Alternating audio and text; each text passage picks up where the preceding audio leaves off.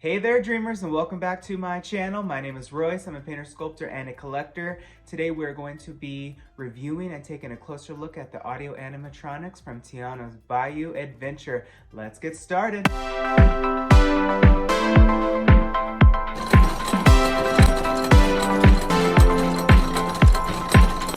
So first up on the newly released images and videos of the animatronics, let's take a look at Tiana. She appears to be sitting on a log that is clearly unfinished, but I actually know this show scene, so we'll get into that later. But let's look at the figure first, right?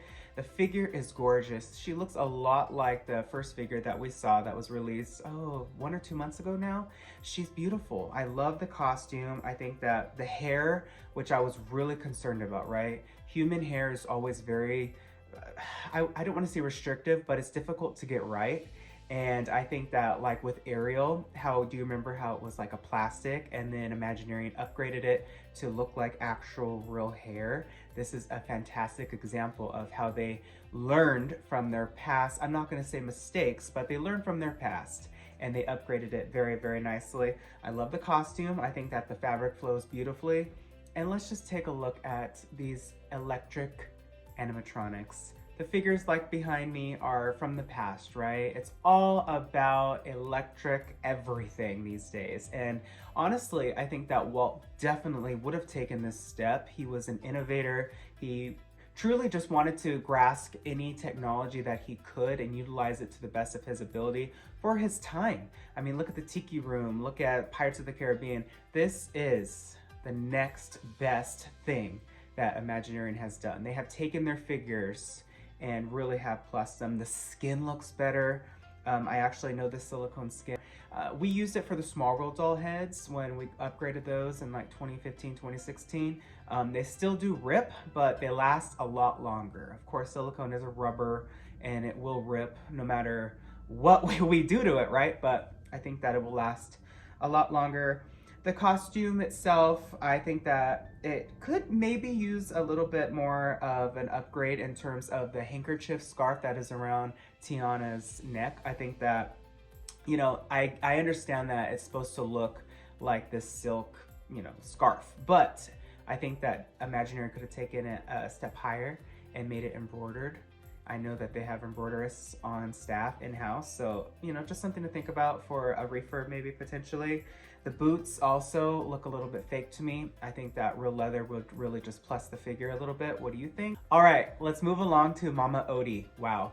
I honestly think that she was the best figure made for this attraction.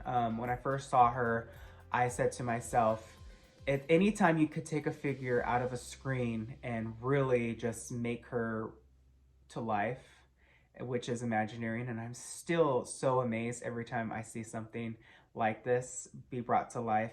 Wow. Truly amazing, beautiful work. Her costume is absolutely immaculate. The ruffles, I love the lace that's down her dress. I mean, Imagineering took a little bit of artistic liberty here, right? When you bring a figure to real life, there are sometimes certain things you have to change, but I think that's pretty much the only thing that they changed. I mean, she has her sandals, she has her sunglasses, she has her beautiful head wrap, which is just beautiful. I love all the jewelry. The only thing that I would say from a maintenance Imagineering background is that jewelry, if it ever has to be replaced, I hope that they bought enough beads for the next 50 years because it's really hard sometimes to bead match, and especially if these were, custom made, which I'm sure they were. It's very difficult, and it sometimes is challenging because we have to paint beads to look like that, opposed to, the first edition of this figure, which is very well documented, always beautifully photographed, but it's just a little bit challenging. So I hope that they bought enough beads. But overall, I think that she looks beautiful. Her little snake sidekick also is very cute, very charming, very traditional Imagineering, right? It's more of a static figure, just kind of will bounce up and down, but that's fine because she is super sophisticated. So I'm glad that Imagineering went back to its roots, as I've been saying, and made it a little bit more like a Small World style, right? And it's beautiful. Moving along to Charlotte. I'm surprised that they showed Charlotte at this point. Charlotte will, of course, be in the finale room on the old tug. It's not a tugboat, but it's like the finale scene boat. And she's gorgeous. I think that her costume as well is beautiful. I love the fabric. I honestly really do like the hair. I was kind of concerned when I saw the hair that it kind of is the same style as Tiana. Every race has a different hair texture, and of course hers is a little bit more fine, but I think that it looks fine.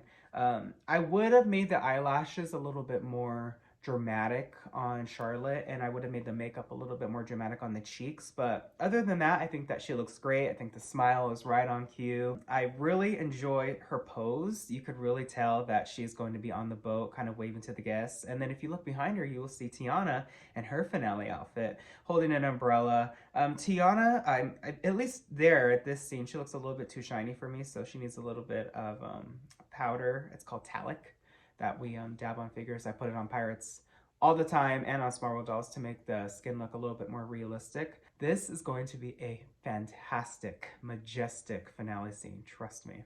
Moving along, we have Ralphie, and I think that Ralphie, his is the figure that I know that probably didn't get the most attention, but it definitely, to me, needs a little bit more oomph to it. His costume, to me, looking at it right here, it looks kind of like a 3D printed, cheap shirt, and I would have loved to have seen that again, a little bit more embroidered.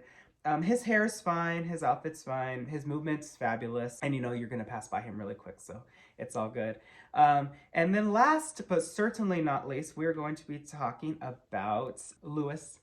He is by far, no, he's not the biggest animatronic Disney's ever made. That is the Yeti from Expedition Everest in Florida, but he's definitely up there. He is probably tied with Ursula, I would say, and Ursula is a bigger woman to say the least. And this figure is beautiful. It's breathtaking. All electric, all kind of like 3D printed now, which, you know, before we used to use red or mold casts, which were resin transparent casts. We still use those on a lot of the figures.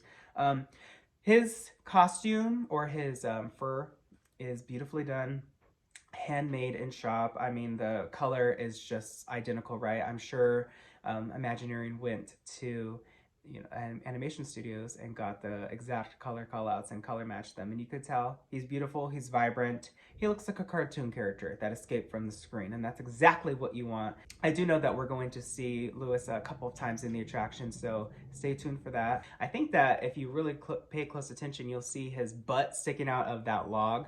It's really funny. Remember, Brer was sticking out his butt right before you do that first like drop when you're inside the mountain, so maybe he'll be there, maybe another figure will be there. I don't know, I'm not saying anything, but this figure is gorgeous. I really love the movement. It's very sophisticated, very animated. He has a lot of squash and stretch, which is traditional animation.